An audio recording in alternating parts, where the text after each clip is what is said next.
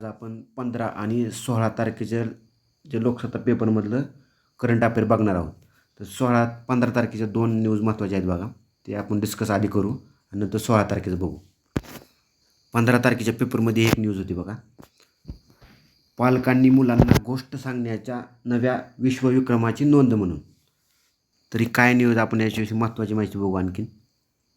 तर पालकांनी मुलांना गोष्ट सांगण्याचा नवा विश्वविक्रम भारताच्या नावावर नोंदवला गेला आहे बघा. कोणता विश्वविक्रम? तर पालकांनी मुलांना गोष्ट सांगण्याचा. कोणी आयोजित केला होता हा उपक्रम? तर पुणे महापालिकेने. तर यात काय गोष्ट सांगण्यात आली पालकांनी मुलांना? तर निसर्गाचा नाश करू नका ही गोष्ट पालकांनी आपल्या मुलांना सलग 3 मिनिटे वाचून दाखवली बघा. आणि यात 3066 पालकांनी या उपक्रमात सहभाग घेतला होता. किती? 3066. तर यापूर्वी हा विश्वविक्रम कोणाच्या नावावर होता? चीनच्या नावावर. तर चीनमध्ये 8 वर्षापूर्वी 2479 पालकांनी एका वेळी आपल्या मुलांना पालकांनी गोष्ट सांगून विश्वविक्रमाची नोंद केली होती. आता हा विक्रम कोणाच्या नावावर आहे? भारताच्या नावावर आहे. 15 तारखेच्या पेपरमध्ये ही एक न्यूज होती बघा. वैधानिक विकास महामंडळाच्या पुनर्गठनासाठी पाठपुरावा. तर यातला आपलं महत्त्वाचा पॉईंट काय परीक्षा दृष्टिकोनातून तो बघू आपण. तर नागपूर करारातील तरतुदीनुसार विदर्भ, मराठवाडा आणि उर्वरित महाराष्ट्र वैधानिक विकास महामंडळ 1994ला 5 वर्षासाठी स्थापन करण्यात आले. वैधानिक विकास महामंडळ कधी स्थापन करण्यात आली होती? 1994ला. एवढा पॉईंट लक्षात असू द्या. तर आता मग 16 तारखेचे करंट अफेअर बघूया.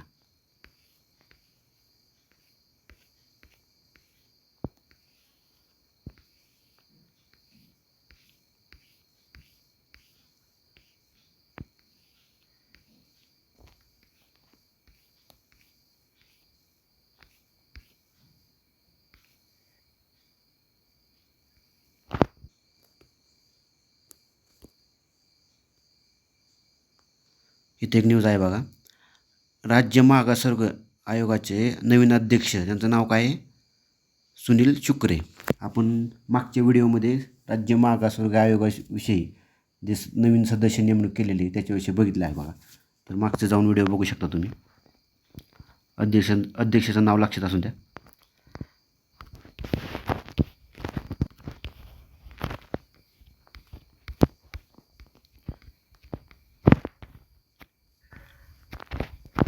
लोकपालविषयी न्यूज आहे बघा इथं. तर बघू आपण यात काय महत्त्वाचं आहे ते. उच्च स्तरावरील भ्रष्टाचार तसेच काही सरकारी पदावरील अधिकाऱ्याविरुद्ध भ्रष्टाचाराच्या तक्रारी हाताळण्यासाठी लोकपाल व लोकायुक्त ही संस्था स्थापन करण्यात आलेली आहे बघा. तर लोकायुक्त या संस्थेची स्थापना प्रथम महाराष्ट्रात 1971ला स्थापन झाली होती. कधी? 1971ला. तर नवीन विधेयकानुसार ह्यात काय काय ॲड केलं आहे नवीन ते आपण यात माहिती बघूया. आता बघा, मुख्यमंत्री, मंत्री व अन्य अधिकाऱ्यांना लोकायुक्तांच्या कक्षेत आणणारे विधेयक विधान परिषद मंजूर झाले बघा. कोण कोण आणले नवीन ॲड केले? मुख्यमंत्री, मंत्री व अन्य अधिकाऱ्यांना लोकायुक्ताच्या कक्षेत आणले बघा. गेले वर्षभर हे विधेयक वरिष्ठ सभागृहात रखडले होते. सुधारित लोकायुक्त कायद्यात मुख्यमंत्री, मंत्री, राज्यमंत्री, आमदार, भारतीय प्रशासन, पोलीस, वनसेवेतील अधिकारी, राज्य सरकारी कर्मचारी, स्थानिक प्राधिकरणांचे सदस्य, शासकीय निमशासकीय संस्था, महामंडळ परत प्राधिकरण आदी सर्वांचाच या कायद्याच्या कक्षेत आणण्यात आले बघा. पहिला अगोदर या कायद्याच्या बाहेर होते, आता या कायद्यात आणलेलं आहे बघा. पुढील पॉईंट बघू. विधेयकाच्या माध्यमातून भ्रष्टाचार प्रतिबंध कायद्यानुसार कारवाईचे अधिकारही लोकायुक्तांना देण्यात आल्यामुळे भ्रष्टाचाराला लगाम बसेल असा दावा करीत सरकारने हे विधेयक विधानसभेत चर्चेविना संमत केले होते बघा.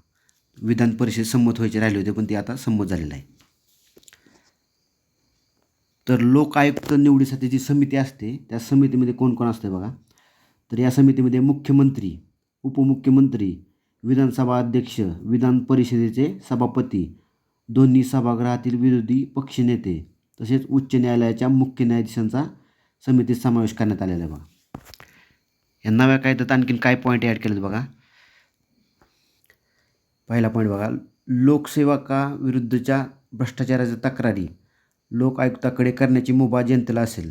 एखाद्या लोकसेवकाविरोधातील तक्रारीत प्राथमिक चौकशीत तथ्य आढळल्यास संबंधिताचा खुलासा घेऊन नंतर त्याविरोधात गुन्हा दाखल करण्याचे तसेच त्यांच्या मालमत्ता जप्त करण्याचे आदेश देण्याची मुभा लोक आयुक्तांना आहे.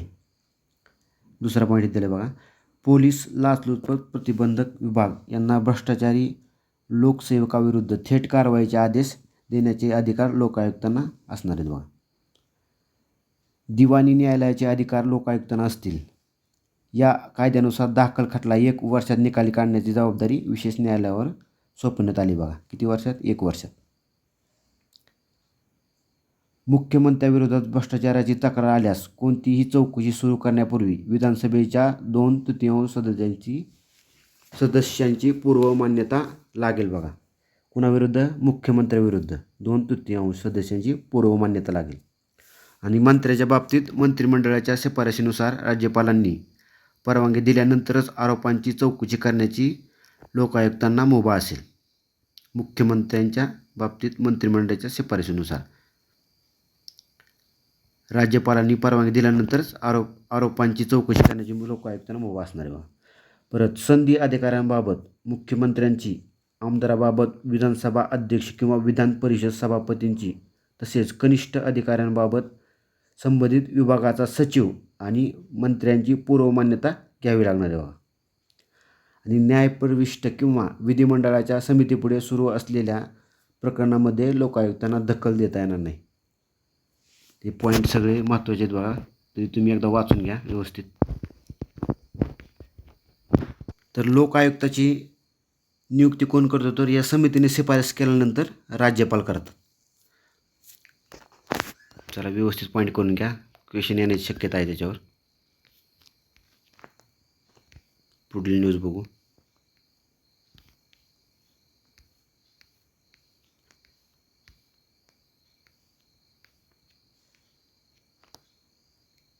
आता टेमघर दुरुस्तीवर 100 कोटी पाण्यात. हे आपली महत्त्वाची न्यूज काय बघा. टेमघर धरण कुठं आहे बघा? पुणे येथे. तेवढं लक्षात असू द्या. टेमघर धरण पुणे येथे आहे.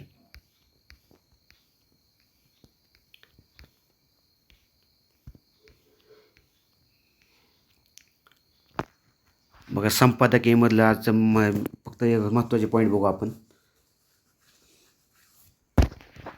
बघा, सेंटर फॉर मॉनिटरिंग इंडियन इकॉनॉमीच्या आकडेवारीनुसार भारतातील बेरोजगारीचा दर 7.95% बघा. अधिक तपशीलवार जायचे तर शहरी भागात तो 7.93% आणि ग्रामीण भागात 7.44% आहे बघा.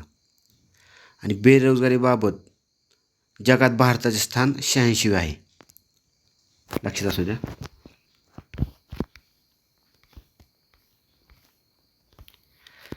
मुद्रांक शुल्काची अभय योजना कशासाठी?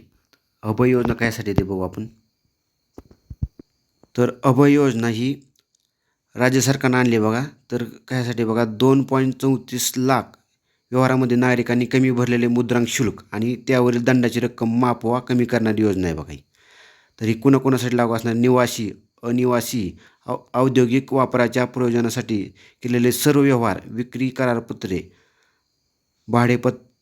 पट्ट्यांचे दस्त, विक्री प्रमाणपत्र, बक्षीसपत्र, तारण यासाठी लागू आहे.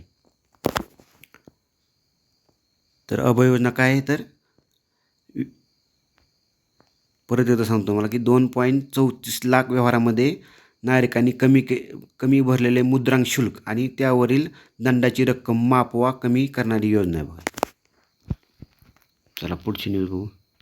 इथे काय बघा, पहिला टप्पा 1 डिसेंबर ते 31 जानेवारीमध्ये 2024 राबवला जाणार आहे. आणि दुसरा टप्पा 1 फेब्रुवारी 2024 ते 31 मार्च 2024 या दरम्यान राबवला जाणार आहे बघा.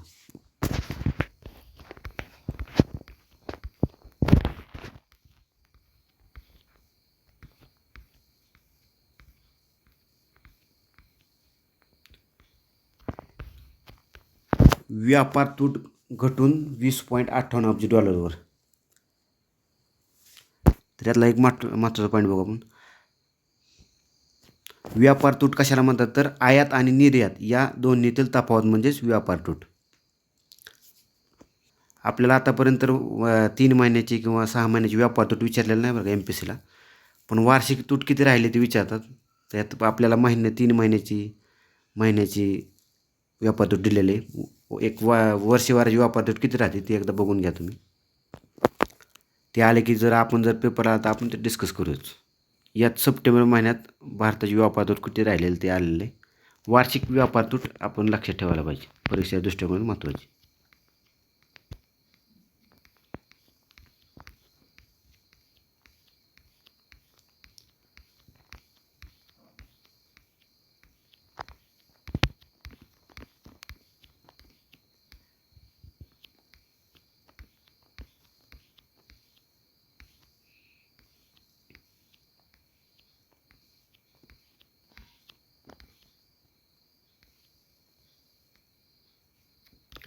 इथं बघा, धोनीची 7 क्रमांकाची जर्सी BCCI कडून निवृत्त.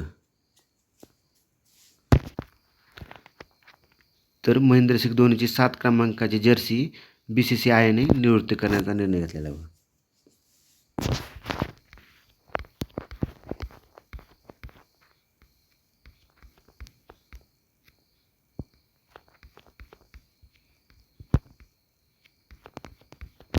चला तर मग आज एवढ्याच न्यूज महत्त्वाच्या.